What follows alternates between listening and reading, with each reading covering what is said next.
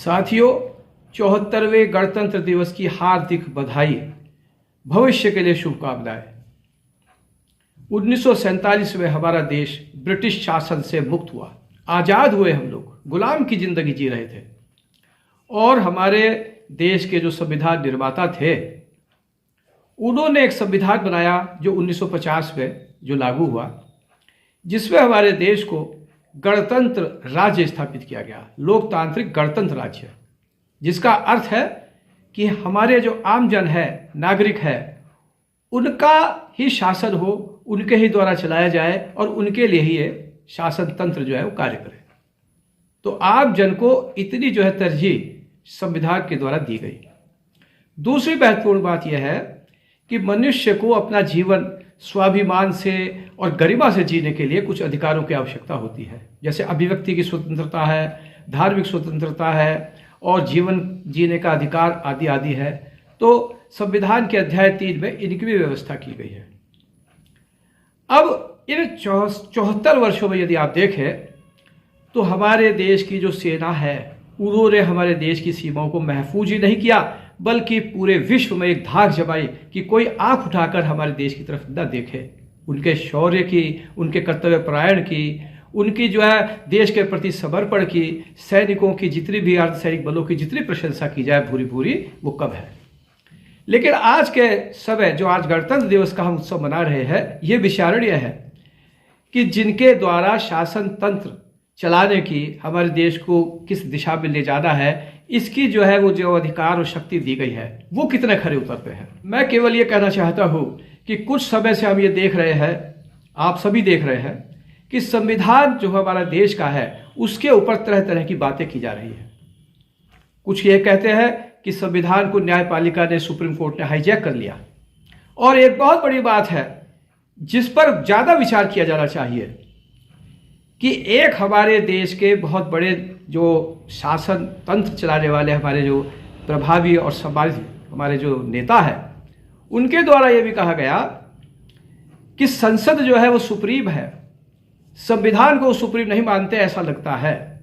क्योंकि उन्होंने ये भी कहा है कि 1973 का जो केशवानंद भारती मामला है उसमें सुप्रीम कोर्ट ने गलत निर्णय दिया है। मतलब कहने का तात्पर्य यह है कि वो ये कहना चाहते हैं कि सुप्रीम कोर्ट ने केशवानंद भारती मामले में जो ये कहा कि संविधान के मूलभूत ढांचे को संसद के द्वारा परिवर्तन नहीं किया जा सकता, ये गलत है। संसद जो है वो मूलभूत ढांचे को, संविधान का जो है उसको भी परिवर्तित कर सकती है।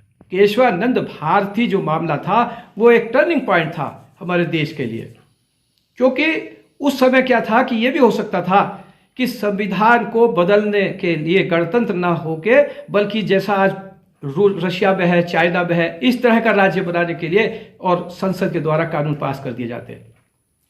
लेकिन केशवानंद भारती जो मामला है उसने सदा सदा के लिए इस पर एक विराम चिन्ह लगा दिया, क्योंकि उन्होंने कहा कि जो संविधान का मूल ढांचा है उसको परिवर्तन नहीं किया जा सकता। उस समय भी जजों में मूल ढांचा क्या है इस पर थोड़ा सा एक मत नहीं थे वो लोग।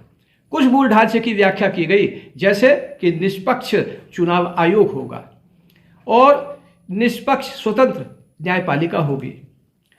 हमारे दो देश के नागरिक हैं उनको एक स्वाभिमान से, गरिमा के से जीने के लिए जो मौलिक अधिकार है वो भी मूल ढांचे में आते हैं। तो इस प्रकार से एक मूल ढांचे की व्याख्या की गई। और अगर उस वक्त ऐसा न किया जाता तो मैं आपको याद दिलाता हूँ, मुझे याद है कि ऐसा भी संसद के द्वारा कानून पारित कर दिया गया था उस वक्त के जो सत्ताधारी जो थे उनके द्वारा, कि राष्ट्रपति, उपराष्ट्रपति, प्रधानमंत्री, स्पीकर, इनके चुनाव को न्यायालय में चुनौती ही नहीं दी जा सकती, किसी भी कीमत पर नहीं दी जा सकती।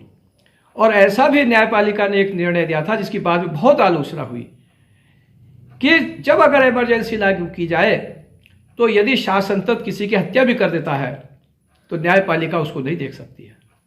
हैबियस कॉर्पस पिटीशन आप जाने क्या है, किस तरह से जो है बंदी प्रत्यक्षीकरण याचिकाएं लगाई, उनमें भी एक विवाद हुआ कि वो लगाई जा सकती है कि नहीं लगाई जा सकती है। तो मेरा कहने का तात्पर्य इस वीडियो में केवल इतना है कि संविधान जो है वो सुप्रीम है या संसद सुप्रीम है, इस पर भी बहस शुरू हो चुकी है।